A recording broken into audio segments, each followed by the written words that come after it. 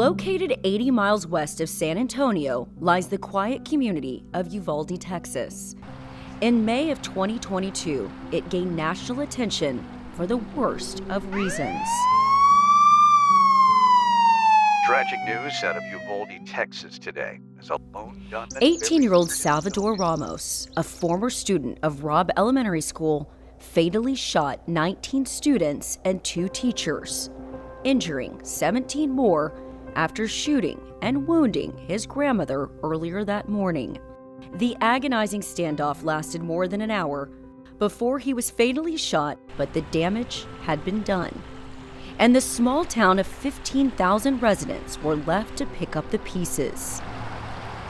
In November of 2023, Ashley Collis was hired as the district superintendent in part because of her experience in dealing with a family member who survived a church shooting.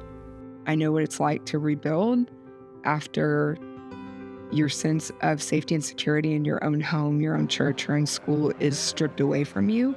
And so I just felt like I could help. And so that's how I ended up in Uvalde.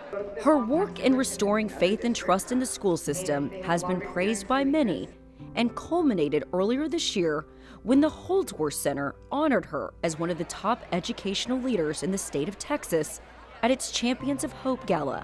Tonight's event is a celebration.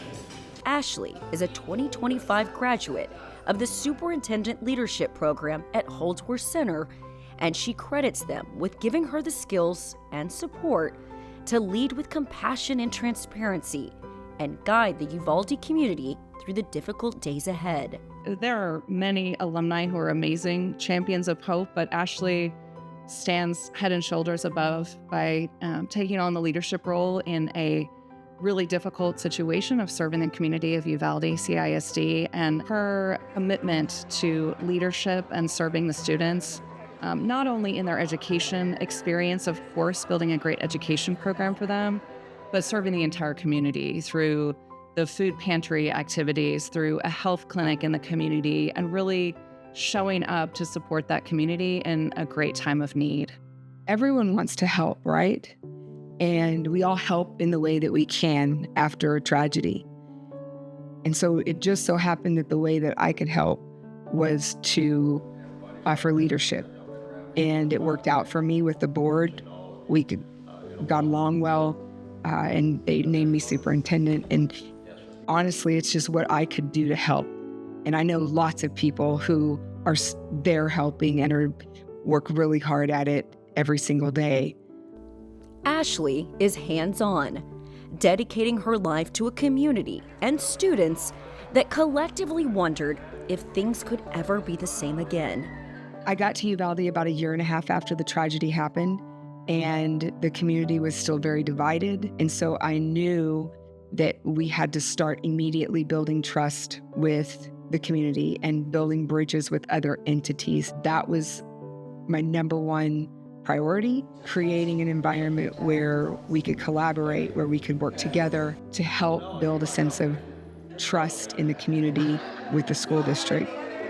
One of the things that we did was we partnered with the San Antonio Food Bank, and we're doing 1,000 meals a month.